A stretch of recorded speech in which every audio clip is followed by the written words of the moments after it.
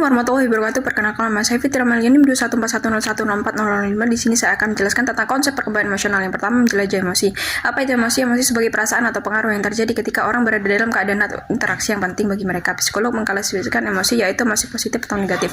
Yang kedua, pandangan fungsionalis tentang emosi. Salah satu implikasi dari pandangan fungsionalis adalah bahwa emosi lebih bersifat relasional. Yang ketiga, kompetensi emosi. Secara singkat menggambarkan konsep kecerdasan emosional, konsep yang terikat erat kompetensi emosional yang berfokus pada adaptif sifat dari pengalaman emosional. Yang kedua, perkembangan emosi.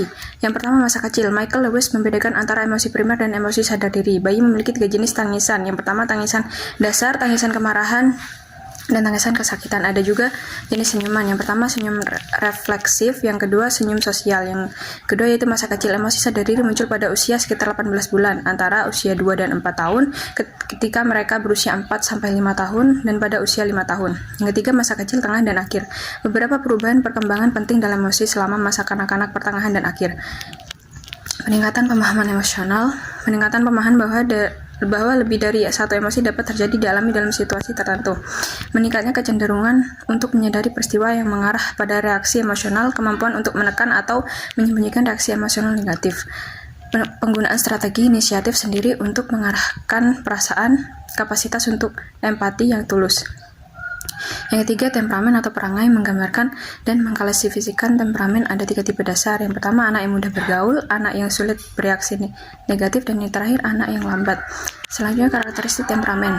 Ada 3, ekstraversi, afektivitas negatif. Yang ketiga, kontrol yang penuh usaha. Perubahan perkembangan temperamen pada masa bayi, yaitu masa bayi, usia 2 bulan, usia 4 hingga 12 bulan. Yang kedua, fondasi dan pengalaman biologis. Anak-anak mungkin mewarisi fisiologi yang membuat mereka takut dan terhambat, tetapi mereka dapat belajar untuk mengurangi rasa takut dan hambatan mereka sampai tingkat tertentu. Yang ketiga, kebaikan kecocokan dan pengasuhan mengacu pada kecocokan antara temperamen anak dan tuntutan lingkungan. Yang terakhir, orientasi atau pemahaman sosial, keterikatan dan penitipan anak. Yang pertama, pemahaman sosial. Bayi terpikat oleh dunia sosial mereka. Bayi-bayi muda menatap wajah-wajah dengan seksama dan terbiasa dengan suara-suara manusia, terutama pengasuh mereka. Yang kedua, lampiran adalah ikatan emosi yang erat antara dua orang. Ada 4 fase, fase 1, 2, 3, dan 4. Selanjutnya ada 4 respon bayi dalam situasi aneh. Yang pertama, bayi terikat, bayi penghindar, bayi yang resisten, dan bayi yang tidak teratur. Yang ketiga, ayah dan ibu sebagai pengasuh. Rata-rata ibu menghabiskan lebih banyak waktu dalam mengasuh bayi dan anak daripada ayah.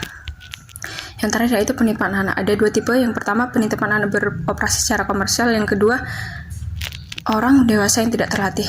Terima kasih. Itu saja dari saya. Wassalamualaikum warahmatullahi wabarakatuh.